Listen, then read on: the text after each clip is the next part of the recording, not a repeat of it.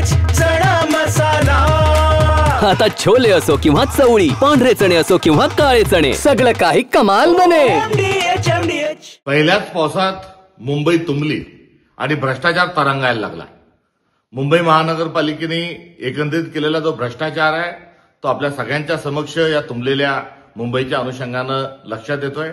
जेव्हा स्थानिक स्वराज्य संस्थांची मुदत संपली आणि प्रशासक आले तेव्हा मुंबई महानगरपालिकेच्या बँकेतील मुदत ठेवी ज्या आहेत त्या 90,000 कोटींच्या होत्या।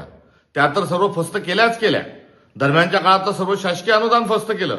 नव्याने 1600 कोटी रुपयांचं कर्ज काढलं आणि हा सगळा मलिदा जो आहे हा लाटण्याचं काम हे सरकारनं केलेलं आहे आणि त्याचा हा परिणाम आज मुंबई खोळंबलेली आहे। येणाऱ्या पूर्ण मान्सूनमध्ये तर मुंबईचे बेहाल होण्याची देखील शक्यता ही नाकारता येत नाही। तर दुसरीकडे जे विमानतळ आहेत ते गळायला लागलेली आहेत। तिसरीकडे शेतकरी हवाल दिलाय।